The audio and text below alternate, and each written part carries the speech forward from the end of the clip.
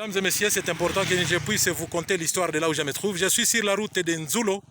Vous voyez au fond de l'image les Nyiragongo, initialement appelés par les populations autochtones d'ici, les Houndé Tchaninaongo. Donc c'est le nom qu'on a donné à von Goten, le capitaine allemand, qui est le premier qui a fait connaître les Nyiragongo à la communauté internationale des Occidentaux.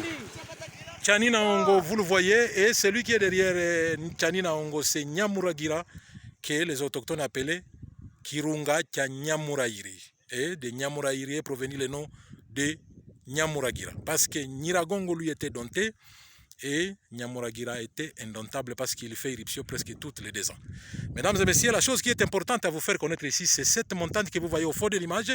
Donc derrière, parce que si vous parlez à partir de Goma, vous voyez Nyiragongo.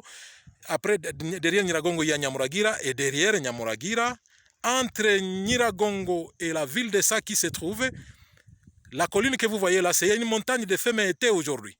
Ça s'appelle Kitwalo, la montagne de Kitwalo.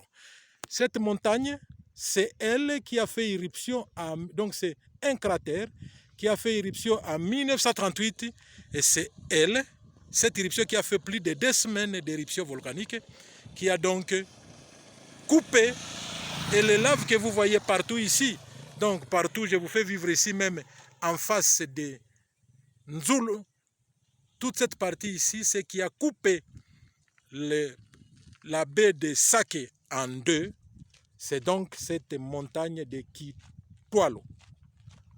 Et c'est cette montagne-là qui produisait le sel dans toute la région des années 1914 et aux années 1930, cette montagne produisait du sel. Donc c'est cette montagne ici qui a fait, et c'est cette montagne ici qui est presque la source de cette rivière de Mubambiro. Vous voyez la rivière qui a donné, n'est-ce pas, c'est calcium qui a détruit la qualité du lac et qui fait que la plupart des populations riveraines ici ont des problèmes dans leur dentation, dans leur denture, par rapport à la qualité des eaux volcaniques de Mubambiro et de Kihira. Mesdames et messieurs, donc c'est important de vous faire vivre que le lac qui a été coupé à Saki, ça ne l'a pas été par l'éruption du Nyiragongo, que vous voyez au fond de l'image, ça ne l'a pas été par l'éruption de Nyamuragira qui est derrière Nyiragongo, eh bien c'est cette montagne Kitwalo, et Kitwalo a une signification en langue autochtone, et donc dans la prochaine production, dans nos prochaines éditions, vous aurez l'explication,